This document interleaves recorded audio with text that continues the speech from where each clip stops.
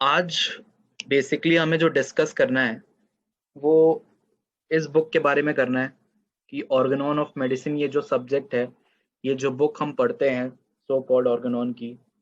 तो अब इस बुक का मतलब क्या है, ये बुक क्यों बनाई गई, ये बुक क्यों लिखी डॉक्टर हनीमैन ने, इस बुक का हमारी होम्योपैथी में इम्पोर्टेंस क्या है। और बेसिकली ये ऑर्गेनॉन ऑफ मेडिसिन जो हम पढ़ते हैं, ये जो वर्ड है ऑर्गेनॉन मेडिसिन, क्या है इसका इम्पोर्टेंस हमारी फील्ड में, क्या क्या मतलब होता है इसका, इन सब के बारे में बेसिक टाइटल पेज के बारे में हम डिस्कशन करेंगे। तो एक चीज तुम लोग से बोलूंगा कि अपनी अपनी ऑर्गेनॉन की बुक ले लो साथ में, और साथ में उसका टाइटल पेज खोल लो। ठीक है ना? बेसिक इतना काम सारे लोग कर लो। जब कर लोगे तो स्टार्ट करेंगे फिर। टाइटल पेज मतलब जहां पर ऑर्गेनॉन ऑफ मेडिसिन लिखा हुआ है, नीचे सैमुअल हनीमैन ऑडे सपेरे ट्रांसलेटेड बाय, ये वाला पेज जो है, जो पिछली बार दिखाया था हमने। तो अब बेसिकली तुम लोग सब लोग ऑर्गेनॉन कुछ ना कुछ पढ़ ही चुके हो। मैंने भी फोर्थ अफोरिज्म से स्टार्ट करा था ये ऑनलाइन वाला, उसके बाद भी तुमने अफोरिज्म्स पढ़े हैं। बेसिकली ये ऑर्गेनॉन ऑफ मेडिसिन है क्या, ये सब्जेक्ट, ये जो ऑर्गेनॉन ऑफ मेडिसिन हम कहते हैं, क्या पोर्ट्रे करता है, क्या है इसके अंदर, क्यों पढ़ा जाता है, होम्योपैथी में क्या इंपॉर्टेंस है, इसके बारे में कोई बताएगा? कोई भी?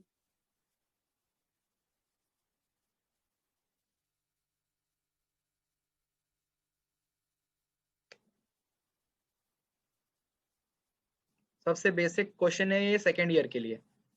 तुम लोग ऑर्गेनॉन ऑफ मेडिसिन इस साल चालू करोगे पढ़ना, क्योंकि फर्स्ट ईयर में तो एग्जाम नहीं होता, तो बहुत कम पढ़ते हैं बच्चे। तो ये ऑर्गेनॉन ऑफ मेडिसिन क्यों पढ़ते हो, ये सब्जेक्ट है तो क्यों है, इसके बारे में सोचा है कभी? या क्या बताता है ये सब्जेक्ट? तुमने अफोरिज्म्स पढ़ना स्टार्ट कर दिए हैं।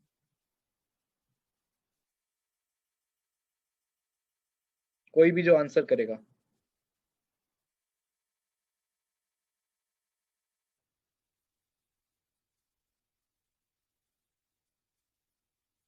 किसी को नहीं पता ऑर्गेनॉन क्यों पढ़ते हैं?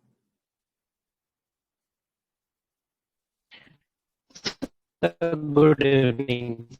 गुड इवनिंग, बताओ बताओ। Sir, Organon of medicine, sir doctor Hahnemann ने ऑर्गेनॉन ऑफ होम्योपैथी के सारे रूल्स रेगुलेशंस लॉज वो सब समझाए हैं। ठीक है, रूल्स एंड रेगुलेशन या लॉज रिगार्डिंग होम्योपैथी बताएं। और कोई, किसी जी और का सर। कोई और एक्सप्लेनेशन? बेसिक, ये वर्ड ऑर्गेनॉन से क्या समझते हो, ये ऑर्गेनॉन वर्ड आया कहाँ से? कि टूल या फिर इंस्ट्रूमेंट है जिससे हम प्रैक्टिस ऑफ मेडिसिन कर सकते हैं। ऑर्गेनॉन का मतलब है इंस्ट्रूमेंट। ठीक है। The term organon is etymologically derived from Greek word organum, meaning the tool or the instrument. ये ऑर्गेनॉन वर्ड जो है, ये ग्रीक वर्ड ऑर्गेनम से डिराइव किया गया है, जिसका मतलब होता है एक टूल या एक इंस्ट्रूमेंट। पर क्या हनीमैन एक इतनी बड़ी अपनी ट्रीटाइज को, जो बोलते हैं एक मैग्नम ओपस वर्क को, अपने यूं ही ऑर्गेनॉन एक यूं ही टूल या इंस्ट्रूमेंट बोल देगा, यूं ही इसका नाम ऑर्गेनॉन रख देगा? ये टूल या इंस्ट्रूमेंट तो है, पर इस टूल या इंस्ट्रूमेंट के पीछे की इंपॉर्टेंस क्या है, ये ऑर्गेनॉन नाम की इंपॉर्टेंस क्या है? ऑर्गेनॉन वर्ड सबसे पहले किसने यूज किया था, ये बता सकते हो? किसकी ट्रीटाइज को ऑर्गेनॉन कहते थे सबसे फर्स्ट बार, जब हिस्ट्री ऑफ मेडिसिन में यूज किया गया था वर्ड? सर एरिस्टोटल ने यूज किया था पहली दफा ठीक है, ऑर्गेनॉन। एरिस्टोटल ने किस चीज के ऊपर यूज किया था? फिर लॉर्ड फ्रांसिस बेकन ने यूज किया था। ठीक है, तुम आंसर करेक्ट कर रहे हो कि एरिस्टोटल ने पहले यूज किया था, लॉर्ड फ्रांसिस बेकन ने उसके बाद यूज किया था। पर एरिस्टोटल ने, एक्चुअल में ये आंसर आधा सही है आधा गलत है। एरिस्टोटल ने अलग अलग सब्जेक्ट्स के बारे में अपनी ट्रीटाइज या अपना वर्क लिखा था। पॉलिटिक्स को लेके एक वर्क लिखा था, फिलॉसफी को लेके एक वर्क लिखा था, मेडिकल साइंस को लेके एक वर्क लिखा था। एरिस्टोटल के जाने के बाद एरिस्टोटल के एक डिसाइपल ने ये सारे वर्क्स को, एरिस्टोटल के वेरियस वर्क्स को कंपाइल करके एक हेडिंग के अंदर निकाला, और उस हेडिंग का नाम रखा था ऑर्गेनन।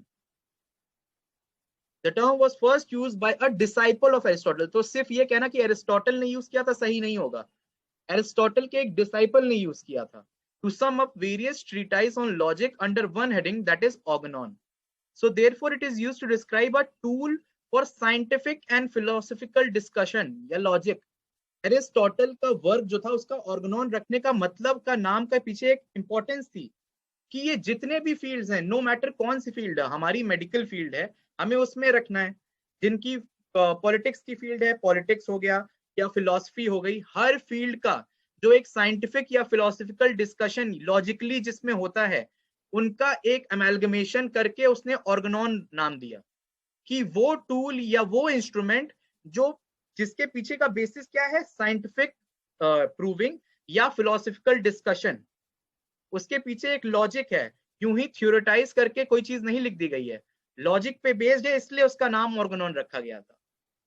इसी को डबल करने के लिए, यही लॉजिक वाले कॉन्सेप्ट को अच्छे से समझने के लिए सेकेंड बार जब ऑर्गेनॉन वर्ड यूज किया गया था तो लॉर्ड फ्रांसिस बेकन ने यूज किया था। He was the father of inductive logic. अगर आप होम्योपैथी में लॉजिक पढ़ोगे तो आप पढ़ोगे इनके बारे में। उन्होंने एक बुक लिखी थी जिनका नाम था नोवम ऑर्गेनॉन सिवे इंडिशिया वेरा डी इंटरप्रिटेशने नेचर, न्यू ऑर्गेनॉन और true direction concerning the interpretations of nature. ये बुक में लॉर्ड फ्रांसिस बेकन ने इंडक्टिव लॉजिक के बारे में बताया था, लॉजिक को ही एक्सप्लेन किया था, इस वजह से इसका नाम रखा था ऑर्गेनॉन। इनके मेजर वर्क था जो द ग्रेट इंस्टेरुएशन करके, उसका सेकेंड पार्ट था ये नोवम ऑर्गेनॉन। तो ये जो ऑर्गेनॉन वर्ड है ना, इसको सिर्फ ऐसे एक मटेरियलिस्टिक टूल या मटेरियलिस्टिक इंस्ट्रूमेंट कह देना सही नहीं होगा। ये एक ऐसा टूल है, ये एक ऐसा इंस्ट्रूमेंट है जिसकी बातें, जिसमें जो लिखा है वो बेस्ड होती हैं लॉजिक पे। ये चीज हमें जानना इंपॉर्टेंट है ऑर्गेनॉन वर्ड के बारे में। Therefore, organon does not mean just a materialistic tool or instrument. Rather, it is a tool or instrument which is based on logic, and the treatise is based on experiments and not on conjecture. ये word का अपने आप में एक बहुत importance ये है कि हनीमैन के टाइम पे हर चीज कंजेक्चरल थी, कोई भी चीज पे एक्सपेरिमेंट प्रूफ करके कोई बातें नहीं कही जाती थी। जो हनीमैन ने अपने अफोरिज्म फर्स्ट के फुटनोट में थ्योरेटिक मेडिसिन के द्वारा बताया है, everything was theoretical in nature. वहां पर हनीमैन ने अपनी जो मेन बुक, जो ऑर्गेनॉन, जो होम्योपैथी के लॉज को बताती है, उसका नाम ऑर्गेनॉन इसलिए रखा क्योंकि उनकी जो बात थी वो लॉजिक पे बेस्ड थी, और जो लॉजिक होता है वो साइंटिफिक एक्सपेरिमेंट्स पे बेस्ड होता है, वो कंजेक्चर नहीं होता, वो थ्योरी नहीं होती। ये इंपॉर्टेंस है इस वर्ड का। इसी के बारे में रिचर्ड ह्यूजेस ने कहा है, logic the art of reasoning is the instrument of research and discovery, which should be a medical logic, an instrument which the physician should use for the discovery of the best remedies for diseases. ये Richard Hughes का remark था regarding Organon word का use करना, और ये logic इसके पीछे का बैकग्राउंड है। अब हम आते हैं ऑर्गेनॉन ऑफ मेडिसिन कहते हैं या Organon of the art of healing कहते हैं। तो ये आर्ट का मतलब क्या होता है? आर्ट एक ऐसा वर्ड है जो लैटिन वर्ड आर्स, ARS से निकाला गया है, जिसका मतलब होता है एक स्किल या एक क्राफ्ट होना। क्या आपके अंदर वो आर्ट है जो हम कहते हैं ना, क्या आपके अंदर वो स्किल है, क्या आपके अंदर वो क्राफ्ट है? आर्ट का मतलब ये होता है। अब हम ऑर्गेनॉन ऑफ मेडिसिन या Organon of the healing art को ब्रेक करके पढ़ेंगे, और ब्रेक करने के बाद सारे वर्ड्स को एक उसकी जो टोटल मीनिंग बनती है कि सब्जेक्ट है क्या, उसको डिस्कस करेंगे। तो अब मेडिसिन पे आते हैं। जो ये मेडिसिन वर्ड है, एक्चुअल में मेडिसिन वर्ड डिराइव किया गया है 3-4 वर्ड से, जिसमें जो मेजर वर्ड्स हैं जिससे हमारा मीनिंग का इंपॉर्टेंस पता चलता है, वो है पहला मेडील करके एक वर्ड है, जिसका मतलब होता है, लैटिन वर्ड है जिसका मतलब होता है हील करना। दूसरा है एक वर्ड मेडिसिना, ये भी लैटिन ओरिजिन का ही वर्ड है, और ये मेडिसिना का मतलब होता है हमारी प्रैक्टिस ऑफ मेडिसिन से related, the study of the cause, diagnosis, prognosis and treatment of disease or illness. तो एक क्या है, एक हीलिंग से इंटरप्रेट कर रहा है, एक प्रैक्टिस ऑफ मेडिसिन की आर्ट से भी इंटरप्रेट कर रहा है, और तीसरा वर्ड है मेडिकारी, which means to medicate, to heal, to cure. तो ये मेडिसिन वर्ड जो है, इसके मल्टीपल एनोटेशन या मल्टीपल मीनिंग्स हैं। हमें प्रैक्टिस ऑफ मेडिसिन का भी हाथ में लेके चलना है, हमें हीलिंग पावर को भी हाथ में लेके चलना है, जो हमारा अल्टीमेट रिजल्ट होना चाहिए वो तो क्योर होना चाहिए ना। तो ये ऑर्गेनॉन ऑफ मेडिसिन में ये medicine word in 3 important word से निकला है। एक का मतलब होता है हील, एक का मतलब होता है आपका practice of medicine regarding, A का मतलब होता है to cure, to medicate, to heal. अब ये हील वर्ड के पीछे अगर आप जाओगे, Organon of the art of healing, ये हील वर्ड के पीछे की इंपॉर्टेंस बहुत ज्यादा है। हील वर्ड एक जर्मेनिक वर्ड से आया है, हीलन, जिसका मतलब होता है होल। तो जब भी हम हीलिंग की बात करते हैं ना होम्योपैथी में, तब healing is always in a holistic manner. Healing कभी भी टुकड़ों की नहीं होती कि हमने किसी बंदे को, किसी चीज को, आपने किसी भी इंसान को, पेशेंट को दवाई दी, उसका एक पार्ट ठीक हो गया, एक पार्ट ठीक नहीं हुआ। या सो कॉल्ड जो WHO की डेफिनेशन है, जो अभी पहले भी हमने डिस्कस करी है, complete mental, physical, social wellbeing. सिर्फ डिजीज का एब्सेंस होना ही नहीं होता है हील होना, एक होलिस्टिक अप्रोच होनी चाहिए। तो बाद में WHO की डेफिनेशन में भी आपको एक दिखती है। तो हील के पीछे का मतलब है कि healing should be always in a holistic manner, which should cover the whole, not some parts और not some particular totality of some parts या सम ऑर्गन्स। अब हम आते हैं फर्स्ट एडिशन ऑफ ऑर्गेनॉन पे। ये आपने समझ लिया बेसिक कि ऑर्गेनॉन वर्ड का मतलब क्या है, ऑर्गेनॉन वर्ड के पीछे का इंपॉर्टेंस क्या है, मेडिसिन कहाँ से आया, मेडिसिन का वर्ड का मीनिंग क्या है, ये हील जो हम बोलते हैं या आर्ट कहते हैं, इनके क्या क्या इंपॉर्टेंस है। अब हम आते हैं फर्स्ट एडिशन ऑफ ऑर्गेनॉन पे। फर्स्ट एडिशन ऑफ ऑर्गेनॉन जैसे आप सब जानते होंगे कि 1810 में आया, ठीक है ना।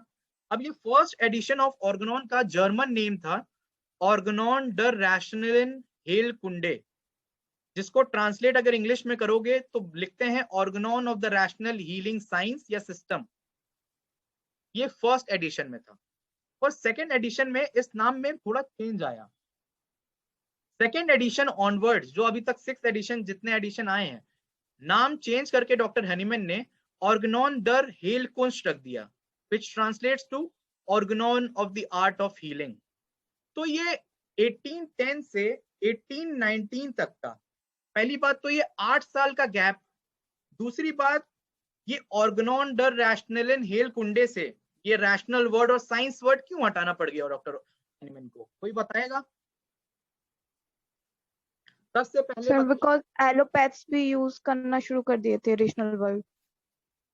ठीक है, ये गैप क्यों हुआ था 8 साल का, कोई बताएगा? ये पहले एडिशन और दूसरे एडिशन में ये 8 साल का गैप क्यों था?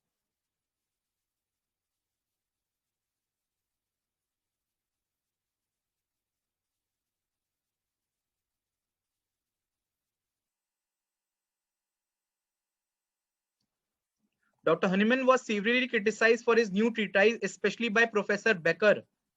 जब 1810 में डॉक्टर हनीमैन ने ऑर्गेनॉन निकाली थी, उस समय डॉक्टर हनीमैन को चारों तरफ से बहुत ही सीवियर क्रिटिसिज्म झेलना पड़ा था। हर कोई उनके खिलाफ बोल रहा था, क्योंकि वो एक नई चीज, एक ट्रुथ के बारे में सर्च निकले थे, और वो चीज जो ला रहे थे वो ओल्ड स्कूल को उल्टा बता रही थी, गलत बता रही थी। और जितने भी ओल्ड स्कूल फिजिशियन थे उस समय पे, जितने भी लोग थे, सब हनीमैन के ऊपर चढ़ गए। सब ने भयंकर क्रिटिसिज्म किया। क्या क्या हुआ था आगे हम ये भी डिस्कशन करेंगे कि क्या क्या दिक्कतें हुई थी हनीमैन के साथ उस समय पे। Therefore he took those 8 years and made some changes within his work. अब कोई बताएगा ये चेंजेस क्या क्या आए थे पहले एडिशन में और दूसरे एडिशन में? मेजर चेंजेस क्या क्या थे? सर पहली बात तो टाइटल चेंज हो गया था, फिर पहले एडिशन में उन्होंने गिलेट्स की पोयम रखी थी, उसको उन्होंने चेंज किया था। करेक्ट। फिर सर सेकेंड एडिशन में सर टेबल ऑफ कंटेंट भी आया था। बहुत अच्छे। अच्छा, ये टाइटल जो चेंज किया था, ये जो रैशनल वर्ड हटाया था, इसके पीछे का रीजन क्या है? रैशनल तो ऐसा नहीं है कि रैशनल, तो हनीमैन भी अपने आप को रैशनली बोलता था पहले, तो फर्स्ट में बोला, सेकंड में क्यों नहीं बोला?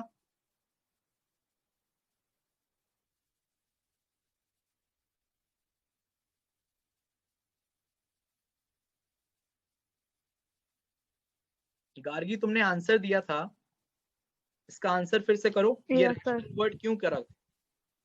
क्योंकि सर जो ओल्ड स्कूल्स वाले भी ये वर्ड यूज करना स्टार्ट कर दिया था उन्होंने।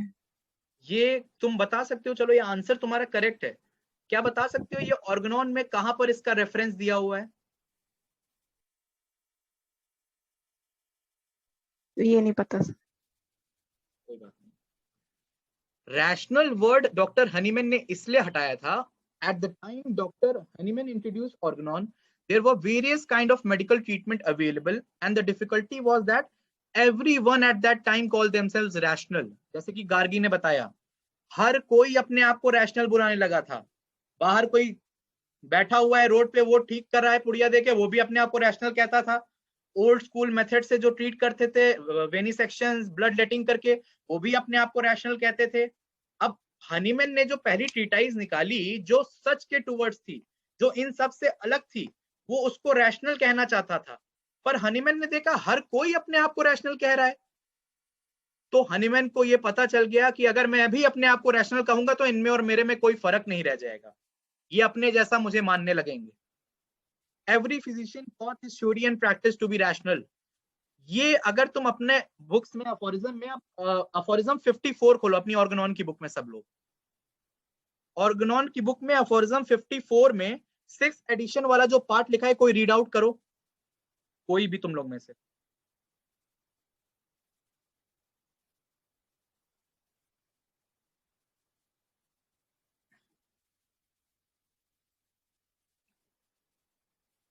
कोई भी एक बंदा रीड आउट कर दो, मेरे इस पे भी लिखा हुआ है सामने पीपीटी पे भी।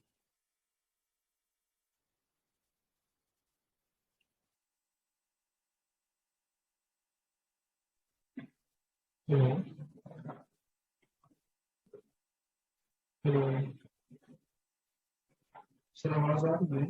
हाँ आवाज आ रही है, बहुत धीमे आ रही है। हेलो। कोई नहीं, चलो मैं ही रीड आउट कर दे रहा हूँ, आवाज बहुत स्लो आ रही है तुम्हारी। अफोरिज्म 54 में 6th एडिशन वाले पार्ट में जब आप रीड करोगे तो लिखा हुआ है, the allopathic method of treatment utilize many things against diseases but usually only improper once and ruled for ages in different forms called systems. Every one of these following each other from time to time and differing greatly each from the other, honored itself with the name of rational medicine. ये सारे methods जो different तरीके के method हर कोई अपनाता था, जो समझ में आ रहा है कर रहे हैं, हर बार से दूसरी बार अलग मेथड है क्योंकि पता ही नहीं है सच क्या है, हर बार अलग जो कर रहे हैं, और हर कोई अपने आप को क्या बोल रहा है ऑनर करके, दिस इज रैशनल मेडिसिन। ये चीज हनीमैन को अच्छे से रियलाइज हो गई थी, इसी वजह से डॉक्टर हनीमैन ने अपनी 2nd एडिशन के टाइटल पेज से ये रैशनलन या सो कॉल्ड रैशनल वर्ड हटा दिया था। उसके बाद जो वर्ड हटा था वो था साइंस या system. In doctor Hahnemann's time every possessor of science failed to show the art to cure. Science theory बनाना, एक्सप्लेनेशन देना सब करते थे, आर्ट क्योर की किसी में नहीं थी, वो स्किल, वो क्राफ्ट किसी में नहीं था ठीक करने का। आप लाख अपने आप को साइंटिफिक वे बोल दो, जब आप पेशेंट को ठीक करने की बजाय उसको और दर्द दे रहे हो, तो क्या आपके अंदर वो आर्ट है, क्या आपके अंदर वो स्किल है, क्राफ्ट है पेशेंट को ठीक करने का, या क्या आप हील कर रहे हो? Hahnemann wanted the physician to be rather ideal artist, successful in practice, then to be scientist, perfect theoretician. वो थ्योरीज बनाने वाले साइंटिस्ट नहीं चाहता था, वो इंसान को, पेशेंट को ठीक करने वाले सक्सेसफुल प्रैक्टिशनर चाहता था।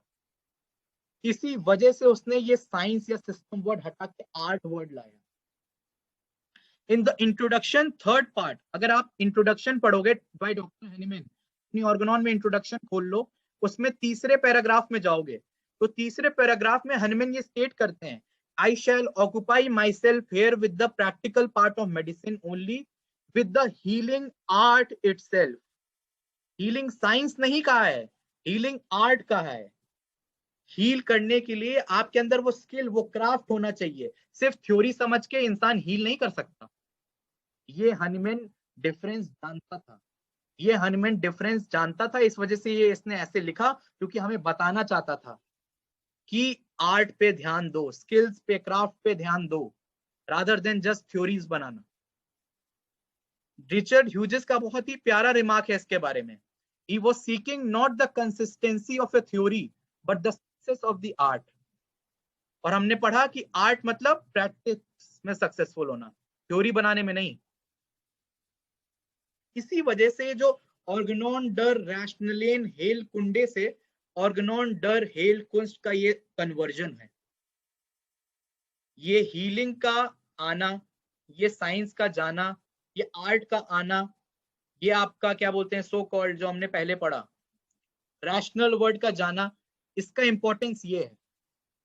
दूसरी बात जो सौरभ बताया कि गेलर्ट्स पोयम को हटा के ऑडे सपेरे ये वाला मोटो लाया गया था। कोई बताएगा ये गेलर्ट्स पोयम को हटाया क्यों, और गेलर्ट्स पोयम हटाई तो ये ऑडे सपेरे क्यों लाए सेकेंड एडिशन में? ऐसी क्या जरूरत पड़ गई थी? जब मोटो पहली एडिशन में दे दिया था तो सेकेंड में चेंज करने की क्या इंपॉर्टेंस थी? कोई बताएगा इस बारे में?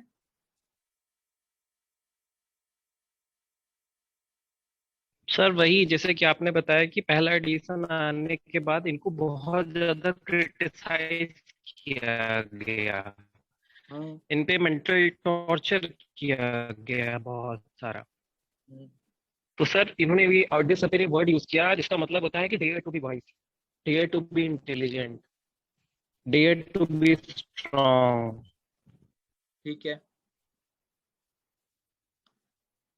सही बोल रहे हो सौरभ, तुम सही लाइन पकड़ी है तुमने। गेलर्ट्स पोयम जब लिखी थी फर्स्ट एडिशन में डॉक्टर ऑर्गनॉन ने as a motto to his book, वो गेलर्ट्स पोयम क्या कहती थी? The truth we mortals need us blessed to make and keep the all wise slightly covered over but did not bury deep.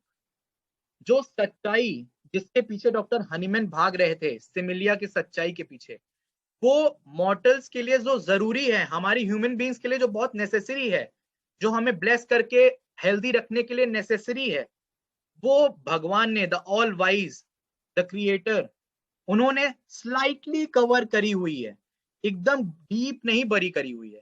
थोड़ी मेहनत करो, politely, बहुत polite statement था ये फर्स्ट एडिशन का मोटो।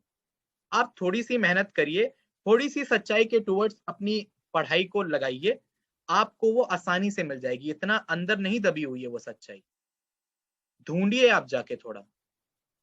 पर जब डॉक्टर हनीमैन ने देखा कि फर्स्ट एडिशन निकली, उसके बाद इतना क्रिटिसिज्म हुआ इस सच्चाई के ऊपर, तो हनीमैन को अपने इस पोलाइटनेस को हटाना पड़ गया।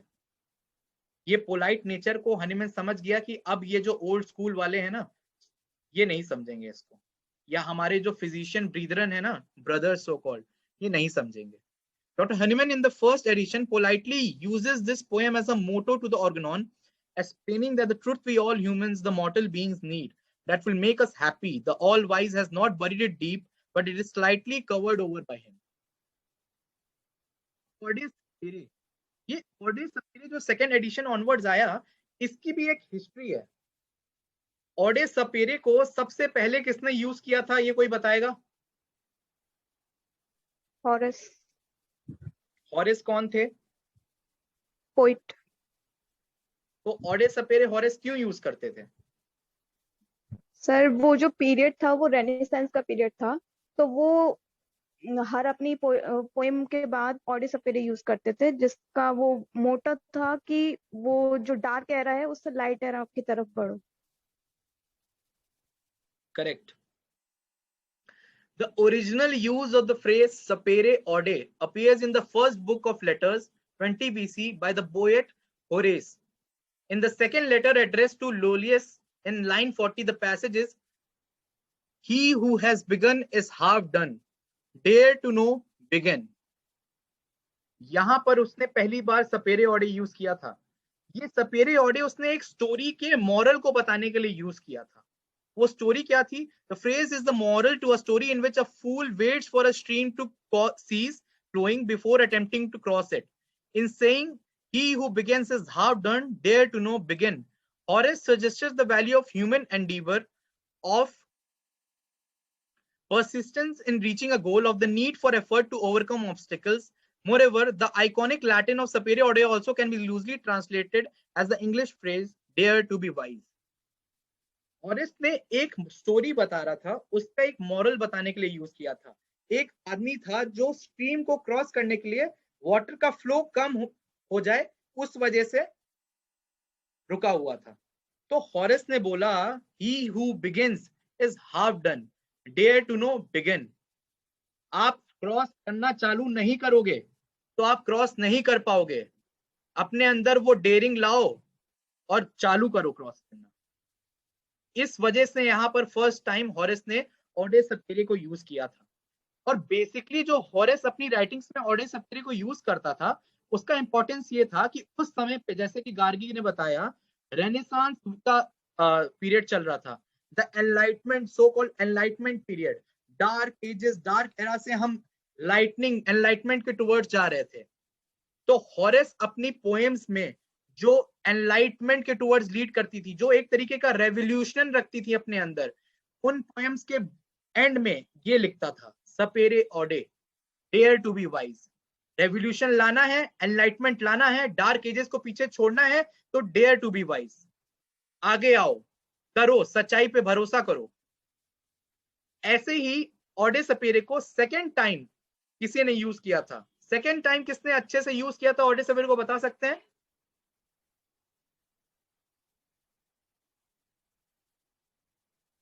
हॉरेस के बाद ऑडे सपेरे को किसने यूज किया था?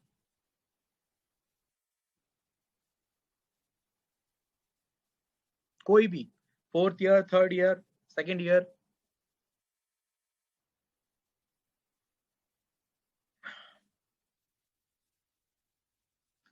हॉरेस के बाद ऑडे सपेरे को यूज किया था इमानुअल कांट ने। इमानुअल कांट के बारे में आप पढ़ोगे तो he was a philosopher. Immanuel Kant ने अपने एसे में answering the question what is enlightenment 1784 में describes the age of enlightenment as man's release from his self-incurred immaturity, and with the phrase sapere aude, the philosopher charges the reader to follow such a program of intellectual self-liberation by means of reason. Immanuel Kant ने अपने essay में ये जो answering the question what is enlightenment, वो भी वही चीज बताना चाह रहा था, वो भी वही रेवोल्यूशन लाना चाह रहा था। लॉजिक पे बेस करो, सच्चाई पे अपनी चीजें बेस करो, इमेच्योरली बिहेव मत करो। तो वो भी अपनी चीजों में, अपने ऐसे में क्या लिखता था, सपेरे ऑडे, डेयर टू बी वाइज। अगर सच्चाई के टुवर्ड्स जाना है तो डेयर टू बी वाइज। ये वो ऐसे है बगल में जिसकी फोटो लगी है, जो इसमें टाइटल है व्हाट इज एनलाइटमेंट, जिसमें सपेरे ऑडे का यूज किया था इमानुअल कांट ने। अब ये हनीमैन और ऑडे सपेरे का रिलेशन कहाँ क्या है? ये इमानुअल कांट ने यूज किया था, होरेस ने यूज किया था। कोई बता सकता है सपेरे ऑडे हनीमैन ने पहली बार कहाँ देखा था? सर जब हनीमैन ने एडमिशन लिया था प्रिंसेस ग्रामर स्कूल में, तो उस स्कूल का मोटो वर्ड था सपेरे ऑडे। उस स्कूल का सपेरे ऑडे मोटो भी था, और सेंट एफ्रास चर्च था जो मीजन में वो स्कूल जाता था, जिसके जाते वक्त वो एफ्रा चर्च पढ़ता था, वहां पर सपेरे ऑडे लिखा रहता था। तो यहां से वो सपेरे ऑडे का कॉन्सेप्ट या दिमाग में वो उसके बैठा था हनीमैन के। हनीमैन ने पहली बार सपेरे ऑडे कहां यूज किया था, पता है किसी को? It was not Organon. Medicine of experience में। Correct answer. 1805 में जो हम सो कॉल कहते हैं precursor of Organon, medicine of experience, उसमें हनीमैन ने पहली बार सपेरे ऑडे को यूज किया था। बाद में उन्होंने ऑर्गेनॉन के सेकेंड एडिशन में ये लाए। अब हनीमैन को गेलर्ट पोएम के पोलाइटनेस से ऑडे सपेरे के रेवोल्यूशन में ये मोड में क्यों आना पड़ गया था? जैसे कि हमने डिस्कस किया था, Hahnemann first use Gellert's poem to politely request the mankind to look for the truth that is present but is slightly overshadowed by the false practices. ये बहुत slightly overshadow हो गई है सच्चाई, इसको ढूंढो, ढूंढ के करो। बहुत polite मैसेज था गेलर्ट्स पोएम में। But after the release of first edition of Organon, there was so much retaliation from the old school. क्या क्या दिक्कतें हुई थी? प्रोफेसर बेकर का बहुत बड़ा हाथ था। Professor baker of Berlin wrote a specific book against homeopathy. एक बुक लिखी थी उन्हें पूरी होम्योपैथी के अगेंस्ट में। ह्यूफ्लैंड ने एक एस्से लिखा था डाई होम्योपैथी के नाम से। 1810 में डॉक्टर साइमन ने एक जर्नल चालू किया था मंथली, क्या? एंटी ऑर्गेनॉन के नाम से। Most of the followers of homeopathy either terminated their practices or were prosecuted by law. या तो वो खुद ही छोड़ दे रहे थे या तो लॉ उनको वो कर दे रहा था, क्योंकि उस समय homeopathy was not a scientific thing. लोगों को हनीमैन ये आर्ट बता रहा था, ये साइंस बता रहा था, अपनी चीजें बता रहा था, लोगों ने इसको एक्सेप्ट ही नहीं किया था। Doctor Hornburg, a follower of Hahnemann, was jailed. Hahnemann के एक फॉलोअर थे डॉक्टर हॉर्नबर्ग, उनको जेल कर दिया, और जो उनका मेडिसिनल बॉक्स होता था होम्योपैथी का, उसको जमीन के अंदर गाड़ दिया। इतनी हेट्रेड थी होम्योपैथी के रिगार्डिंग। जब हनीमैन ने ये सब देखा, हनीमैन ने सरेंडर नहीं किया। Hahnemann was the only person who did not surrender till last. He was well aware of the dangers of being a wise person. उसको पता था कि क्या हो रहा है मेरे सराउंडिंग में, कितना डेंजरस है ये सच्चाई को बाहर लाना। He realized the truth is not the recent issue of the world.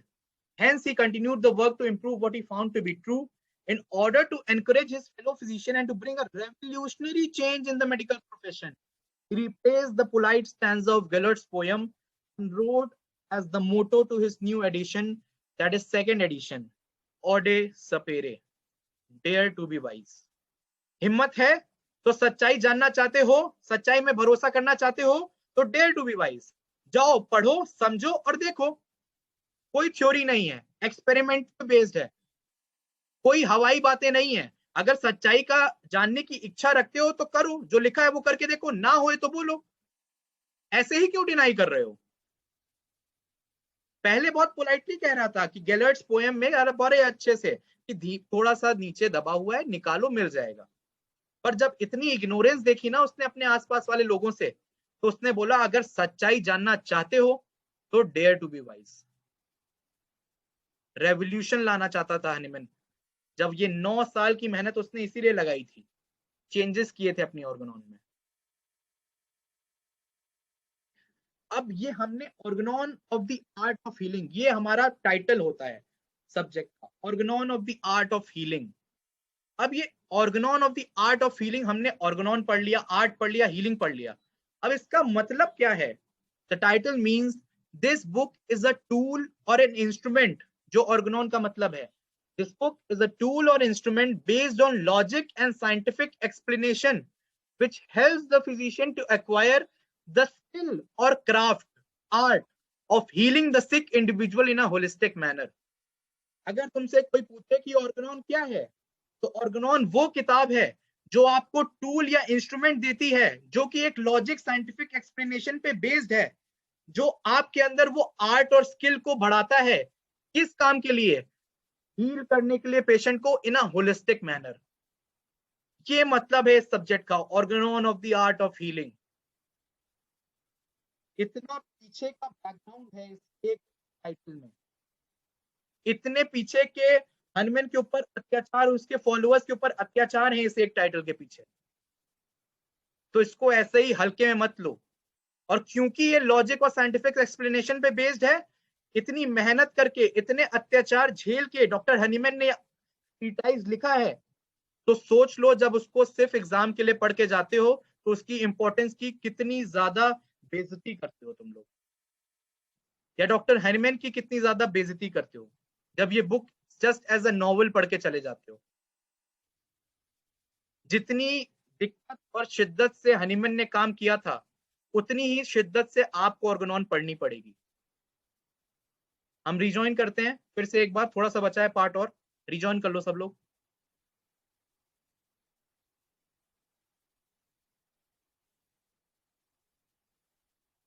एक इंपॉर्टेंट चीज पे जो नेक्स्ट हमारे लिए बहुत ज्यादा इंपॉर्टेंट है इस टाइटल पेज की चीजों को जानने के बाद, वो आता है हमारा preface to the first addition.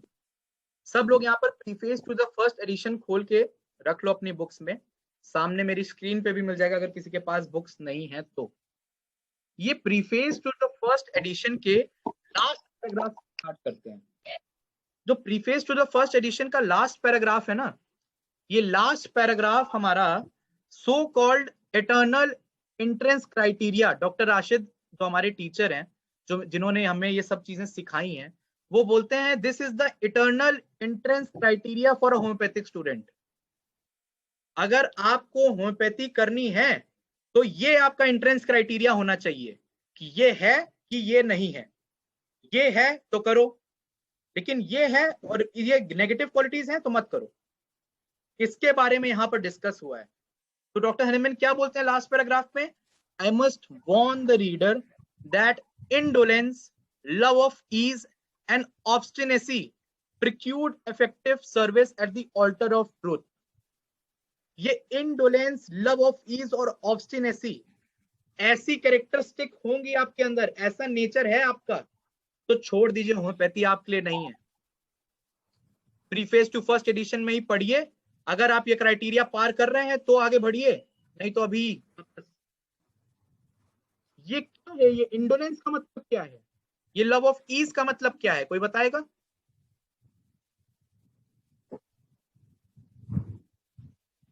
जो हम इंडोलेंस कह रहे हैं या लव ऑफ ईज कह रहे हैं, इसका मतलब क्या होता है? Comfort zone. Sorry, comfort zone. Comfort zone, ठीक है। और आसान तरीके, आलसीपन। आलसीपन, इंडोलेंस। तो आलसीपन से क्या मतलब है? यहां पर आलसीपन से क्या मतलब है? अब मैं यहाँ पर दिन भर अपने सोफे पे बैठा रहूंगा तो क्या वो आलसीपन यहाँ के लिए अप्लाई हो रहा है? आलसीपन से यहाँ पर इस बुक का क्या इंपॉर्टेंस है? आलसी तो सर मतलब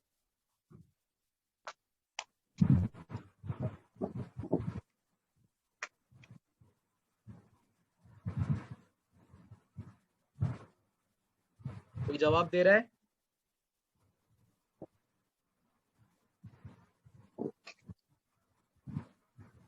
देखो, नो डाउट इंडोलेंस का मतलब आलसीपन है। यहाँ पर इंडोलेंस का मतलब लेजीनेस होता है। लव ऑफ ईज का मतलब आरामदायक चीजें पसंद, एकदम आराम से जो हो जाएं, ये नो डाउट ये मतलब है उसका लिटरल। पर यहाँ पर उसका इंपॉर्टेंस है शॉर्टकट अपनाना। ऑर्गेनॉन समझनी है, ऑर्गेनॉन पढ़नी है, लेकिन इतने इंडोलेंट है, इतने लव ऑफ ईज के वो हैं कि कोई गाइड ले ली, 4 चीजें पढ़ी, एग्जाम दे दिया, खत्म, ऑर्गेनॉन हो गई। किसी को दवाई देनी है, किसी को ट्रीट करना है, शॉर्टकट्स अपनाए। Proper method, proper treatment, proper rules and regulation जो ऑर्गेनॉन में लिखे हैं उसको ना फॉलो करते हुए कोई शॉर्टकट अपनाए और दवाई दे दी। ये लव ऑफ ईज, ये इंडोलेंस, ये लेजीनेस है। अगर ऐसी चीजें फॉलो करते हो तो होम्योपैथी आपके लिए नहीं बनी है। Homeopathy can not offer you anything. अगर वो कन्विक्शन रखते हो तो ही होम्योपैथी में आना। ये ऑब्स्टिनेसी, ऑब्स्टिनेसी से यहां पर मतलब है प्रेजुडिस से रिलेट किया है। अगर आप उस जमाने में लोगों के बहुत प्री कंसीव्ड आइडियाज और नोशंस थे, ओल्ड स्कूल की अपनी एक थ्योरी थी तो वो फॉलो करते थे, तो उस थ्योरी को, मेरे दिमाग में एक थ्योरी पहले से बैठी हुई है, अगर कोई मुझे नई चीज सीखनी है उस थ्योरी को हटाना पड़ेगा ना, अगर उसको वो अपोज कर रही है तो। पर हम इतने ऑब्स्टिनेट है, इतनी जिद्दी है कि नहीं, जो हमारे दिमाग में है वो सच है। राशिद सर कहते हैं कि अगर कोई भी चीज आप पढ़ते हो ना, तो जब आप पढ़ते हो तो आप डिफरेंट सोर्सेस से पढ़ते हो। आपने 5 बुक, 6 बुक, 8 बुक, 10 बुक से पढ़ी, लेकिन जब वो सारी नॉलेज आपके दिमाग में जाती है ना, तो आपके अहम से, आपके ईगो से जुड़ जाती है, और फिर वो 10 बुक की नॉलेज नहीं होती, वो मेरी नॉलेज होती है। तो अब मेरी नॉलेज है तो मैं कैसे बोल दूं गलत है? ये होता है इंसान के साथ।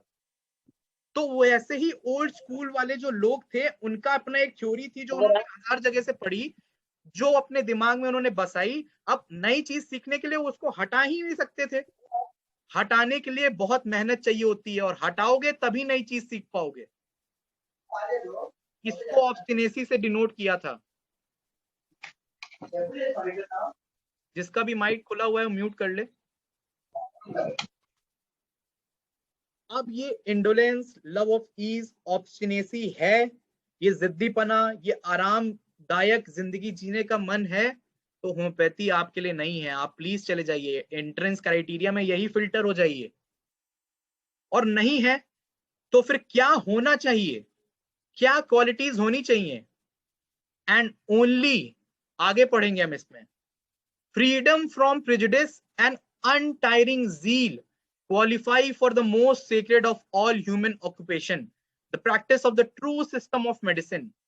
The physician who enters on his work in this spirit becomes directly assimilated to the divine creator of the world, whose human creatures he helps to preserve and whose approval renders him thrice blessed. Samuel Hahnemann, Leipzig, 1810. Freedom from prejudice, unprejudiced होना। जो अनप्रेजुडाइज्ड आगे आप Organon में पढ़ते हो, first time अनप्रेजुडाइज्ड observer को, अनप्रेजुडाइज्ड चीज को यहां पर प्रीफेस टू फर्स्ट एडिशन में डॉक्टर हनीमैन ने मेंशन किया है। ये प्रेजुडिस, ये ऑब्स्टिनेसी, ये लव ऑफ ईज, ये आइडियाज हटा दो, प्री कंसीव्ड नोशंस हटा दो। सच को समझो, सच को अपनाओ, सच को एक्सपेरिमेंट से प्रूव करो, थ्योरी पे मत मानो, प्रूव करो। सही है, सच्चाई दिखे तो फॉलो करो, नहीं दिखे तो छोड़ दो। अनटायरिंग ज़ील, तुम लोग में से क्रॉनिक डिजीज के बारे में सब लोग जानते होंगे, जो 4th ईयर में होंगे, 3rd ईयर में होंगे। माइज्म के बारे में 2nd ईयर में भी लोगों ने सुना ही है। तो ये जो क्रॉनिक डिजीज हनीमैन ने बुक लिखी थी, इसके लिए हनीमैन कितना काम करता था पता है तुम लोग को? कितने घंटे वर्क करते थे डॉक्टर हनीमैन इस बुक को लिखने के लिए? किसी ने ये पढ़ा है लाइफ हिस्ट्री में डॉक्टर हनीमैन की? 10 आवर। 10 आवर्स। और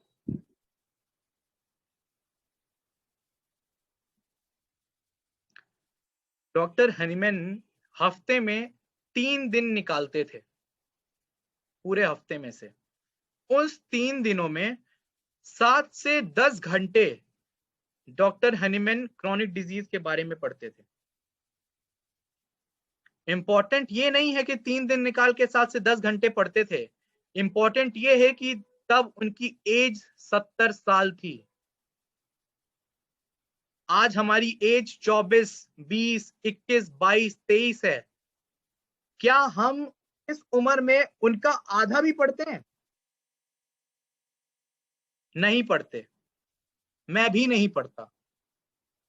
तो ये अनटायरिंग ज़ील होगी आपके अंदर, ये ना थकने वाली एंथुजियाज्म, ये आग जानने की, तो आप होम्योपैथी को कुछ ऑफर कर सकते हो, तो ही होम्योपैथी आपको कुछ ऑफर कर सकती है। डॉक्टर एच ए रॉबर्ट्स का आई थिंक वो चैप्टर है, if I am not confused, जिसमें फर्स्ट चैप्टर है जिसमें लिखा है what homeopathy has to offer to you. तो उस चैप्टर में बहुत अच्छे से डॉक्टर एच ए रॉबर्ट्स ने लिखा है, होम्योपैथी वही आपको ऑफर करेगी जो आप होम्योपैथी को ऑफर करोगे। जितना आप होम्योपैथी को दोगे उतना ही होम्योपैथी आपको देगी। अब आपके अंदर वो अनटायरिंग ज़ील है, वो एंथुजियाज्म है, वो मेहनत है जो आप होम्योपैथी को देना चाहते हो, है तो होम्योपैथी भी देगी आपको, बशर्ते देगी। लेकिन अपने अंदर वो एंथुजियाज्म लाओ। ये चीज यहां पर हनीमैन बताना चाह रहा था, इंपॉर्टेंट। और ये क्वालिटीज प्रोज और ये क्वालिटीज ना होना, जो कॉन्स है, उनको फिल्टर आउट करो और फिर होम्योपैथी में आओ। अब आते हैं हम फर्स्ट कुछ पैराग्राफ्स में। ये तो हमारा एंट्रेंस क्राइटेरिया की बात हो गई। अब फर्स्ट पैराग्राफ में हम इसके पढ़ते हैं, according to the testimony of all ages, no occupation is more unanimously declared to be a conjectural art than medicine. Consequently, none has less right to refuse a searching inquiry as to whether it is well founded than it, on which man's health, his most precious possession on earth, depends. I consider that it redounds to my honor that I am the only one in recent times who has subjected to it a serious, honest investigation and has communicated to the world the result of his conviction and writing published, some with, some without my name. अब यहाँ पर Hahnemann कह रहा है कि जितनी भी sciences होती हैं दुनिया में, सब कहीं ना कहीं कंजेक्चरल होती हैं, सब कहीं ना कहीं कंजेक्चर्स पे, थ्योरीज पे बेस्ड होती हैं। और खासकर मेडिकल साइंस, ये ऐसी एक साइंस है जो बहुत बेस्ड होती है। पर अगर सच को जानना है तो इस कंजेक्चर को कंफर्म करना पड़ेगा। और ये कंजेक्चर को कंफर्म करने के लिए, क्योंकि मेडिकल आर्ट में हमें इतनी इंपॉर्टेंट है, मेडिकल आर्ट हमारी जीवन से रिलेटेड है, हमारी हेल्थ से रिलेटेड है, इससे प्रेशियस कुछ है क्या दुनिया में? अगर इसको आप कंजेक्चर पे बेस कर दोगे तो क्या ये सही है? इसको आप एक थ्योरी पे, एक हाइपोथेसिस पे बेस कर दोगे तो क्या सही है? साइंटिफिक एक्सप्लेनेशन होना चाहिए, एक्सपेरिमेंट पे बेस्ड होनी चाहिए, इसके फैक्ट्स होने चाहिए। यही बोल रहा है डॉक्टर हनीमैन की। ये बात आते हुए उसको बहुत दुख होता है कि मैं ही एक ऐसा हूं जो इस सच को जानने के लिए उतावला हूं, जो जानना चाह रहा हूं, और कोई मेहनत नहीं करना चाहता इस फील्ड में, सब कंजेक्चर पे भरोसा कर ले रहे हैं। अब आगे कहते हैं, in this investigation I found the way to the truth, but I had to tread it alone, very far from the common highway of medical routine. The farther I advanced from the truth to truth, the more my conclusion none of which I accepted unless confirmed by experience, led me away from the old edifice, which being built upon opinions was only maintained by opinions. जितना मैं सच्चाई के towards में अकेला बढ़ा और जितना मैं सच्चाई के टुवर्ड्स जाता गया, उतना मैं ये old Edifice, old building of so called old school medicine के थॉट्स एंड ओपिनियंस, उनसे दूर जाता गया. जितना सच्चाई के पास, उतना उस बिल्डिंग से दूर, जो कि बिल्डिंग बनी भी ओपिनियन से थी और मेंटेन्ड भी ओपिनियन से थी. साइंटिफिक प्रूविंग कोई चीज की नहीं थी वहां पर, सिर्फ थ्योरीज थे. और यहां पर जो ब्रैकेट में लिखा है, none of which I accepted unless confirmed by experience, यही डिफरेंस बताता है अफोरिज्म 1 के फुटनोट में थ्योरेटिक मेडिसिन में और होम्योपैथिक की जो हम रैशनल बात करते हैं, जो हमने रैशनल, जो हनीमैन का रैशनल का मतलब था,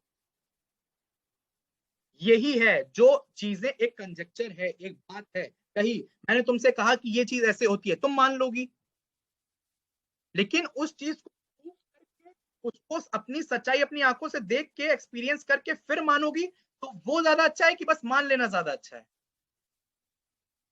The result of my convictions are set forth in this book. Conviction और बिलीफ में बहुत बड़ा फर्क होता है. बिलीफ होता है कि तुमने मुझसे कोई बात कही, मुझे लगा हाँ ठीक है, मैंने मान ली कि बिलीफ है मेरा, मैंने बिलीव कर लिया तुम्हारी बात पे. पर क्या वो कन्विक्शन है? नहीं, वो कन्विक्शन नहीं है. डॉक्टर क्यूलेंस मटीरिया मेडिका में सिंकोना बार्क कड़वी होती है, इस वजह से मलेरिया ठीक करती है, ये लिखा. अब डॉक्टर हनीमैन ने पढ़ के बिलीव कर लिया होता, हाँ लिखा है तो होता होगा, तो ये बिलीफ हो जाता डॉक्टर हनीमैन का. हनीमैन ने बिलीव नहीं किया, हनीमैन ने खुद खा के उसकी देखा कि क्या ऐसा हो रहा है, इसी वजह से हो रहा है, उसको साइंटिफिकली एक्सपीरियंस करके प्रूव किया, एक्सपेरिमेंट करके, तो वो कन्विक्शन बना, वो सिमिलिया का लॉ निकला और वो उनका कन्विक्शन बना. यही यहां पर डॉक्टर हनीमैन लिख रहे हैं. इस बुक की हर एक लाइन कंजेक्चर नहीं है, ये हर एक लाइन मैंने अपने एक्सपीरियंस से, अपने एक्सपेरिमेंट से प्रूव करी है, देखा है. आप भी प्रूव करो, आप भी देखो इन लॉस को अपना के. नहीं मिले तो मत भरोसा करो, लेकिन मिलेगी, क्योंकि ये कंजेक्चर नहीं है, ये थ्योरी नहीं है, ये सच्चाई है, ये ट्रुथ है.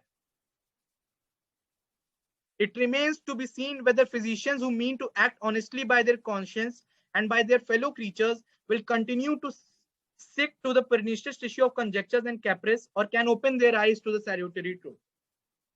आपके ऊपर है, आप इसको पढ़ के वो सच्चाई जानना चाहते हो कि आप उन कंजेक्चर्स पे ही भरोसा करना चाहते हो. ये है हमारा प्रीफेस टू फर्स्ट एडिशन, ये है हमारा इटर्नल एंट्रेंस क्राइटेरिया, और ये है हमारा subject Organon of the art of healing. किसी को किसी भी तरीके का कोई डाउट है